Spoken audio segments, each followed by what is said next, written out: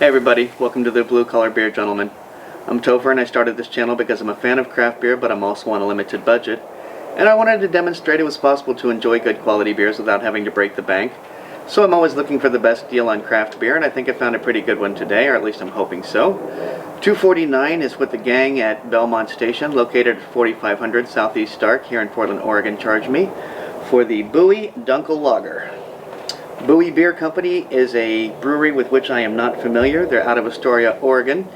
Astoria is about 105 miles northwest of the greater Portland area. And if you are a Goonies fan, that's where the Goonies came from. So that's how you may have heard of Astoria if you've heard of it before. Dunkel lagers. Now, this is an interesting variety. It's a variety of beer that I don't have a lot of experience with, and I don't know that I've ever had one. But Dunkel lagers basically started in Munich, in the Munich region, and I do say region because apparently Munich is one of those cities where you can drive the better part of the day and still be in the city of Munich, in Bavaria. And Bavarian lagers are known for each region having their own take on Bavarian lagers. Well, the Munich lagers were known for being particularly dark and particularly bitter.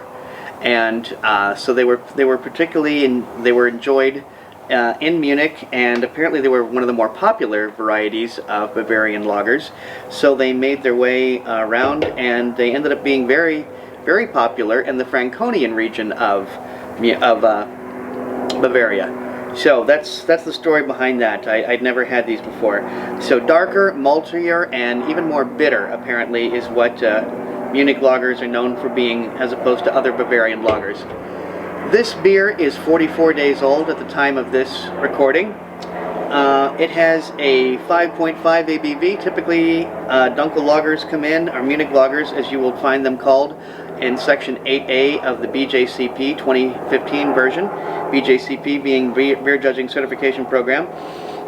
Anyway, they say that typically a Dunkel lager or a Munich lager comes in between 4.5 and 5.6 on the ABV scale. This has a 5.5 ABV. It also has 20 IBUs, and typically Dunkel lagers come in between 18 and 28 IBUs.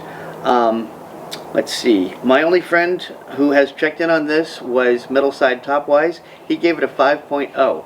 He's a local guy. He's here in Oregon. I think he's here in Portland. So I think it may have been perhaps the freshness. Perhaps it really was just that good a beer. But anyway, he gave it a 5.0, and that was just over a year ago. 2,613 of us on Untapped have given this beer a cumulative score of 3.68. Beer Advocate has only had 8 rankings with an average score of 3.87. When Beer Advocate does not have a full 10 rankings, they don't give an overall score. So the average score is all that you can get on that. One thing I want to point out about Buoy Brewery, although I am not familiar with them, I did note, and one of the reasons I bought this was that it has the independent craft beer mark on there. When you see the upside down bottle with words independent craft, nice and bold, you know that you're drinking a craft brewer and a craft beer. Well, I think we've covered all the homework regarding this. I think it's time to crack this bad boy open and do some drinking, don't you? So, oh yeah, actually, let me real fast though, before I do crack this open, I want to read what the brewer has said in their description of this beer.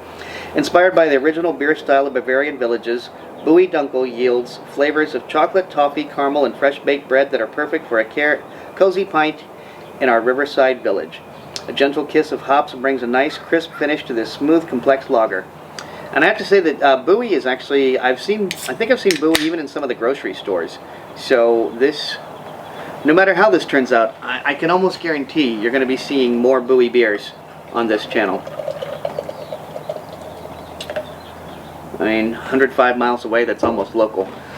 Alright, this is pouring very coppery in color, which is exactly what it should be, the color it should be according to BJCP. I'm getting a little bit of lacing on this, 5.5 ABV, that's not altogether surprising. I'm going to describe that as, I'm going to say medium-high carbonation. Got plenty of little bubbles on their way up towards the top. That's a fairly resilient head, even as I swirl it here. I'm not seeing much in the way of bubbles popping on the top of it. I did smell a lot of breadiness as I cracked open the can. Let me do a quick beard wipe, see what I encounter. Bread, more and more bread. Smell rye bread, basically, is what it smells like a combination between rye and pumpernickel bread. Let me put my schnoz in directly, see what else I find. I'm getting the toffee and I'm getting bread, so it smells like a Heath bar and a bar of, smells like a Heath bar and a loaf of rye bread. Somehow made an amalgam between the two of them in liquid form.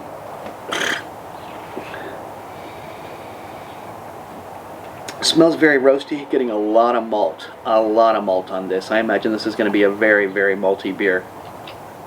And considering one of my, well, just about the only macro beer that I really truly enjoy is a Michelob, I bet I'm going to enjoy this one. Makes me wonder if maybe Michelob isn't a Dunkel lager. I'd have to look into that.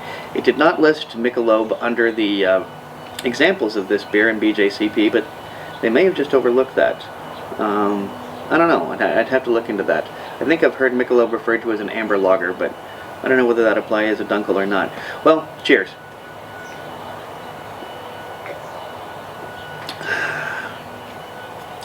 I'm going to describe that as a medium-low mouthfeel. Not a lot of spikiness to it. Initial taste is sweet, very malty, super duper malt. The malt that was coming through on the bouquet is also coming through on the tongue.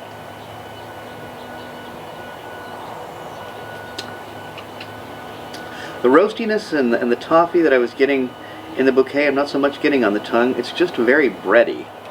Very bready, very malty. Honestly, this is liquid bread. That's what it smells like. It's what it tastes like. I imagine that when I get finished with this can, I'm going to feel very full, like I just ate half a loaf of bread.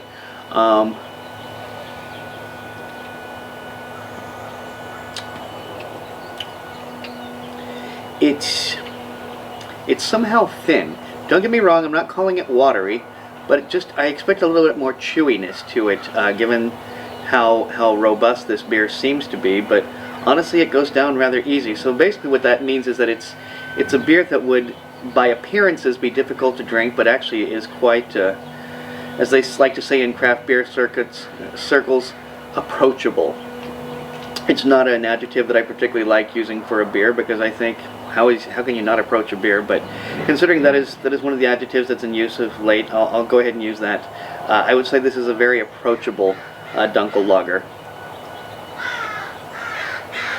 Drinking very much like a lager, very crisp, a little bit of a dry finish, sweet beginning.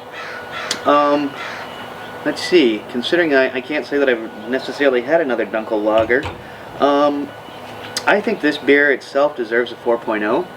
For coming in a can, it's going to get that extra 0.25, so it'll get a cumulative score of 4.25 on the 5-point Untapped scale from me.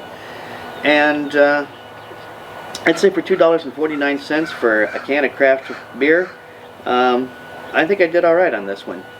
Well guys, if you like this video, please be sure to like, comment, subscribe, and share. And don't forget to check out my other channel, Fat 50 and Running a Marathon. Until next time, drink good beer and don't break the bank doing it. Cheers!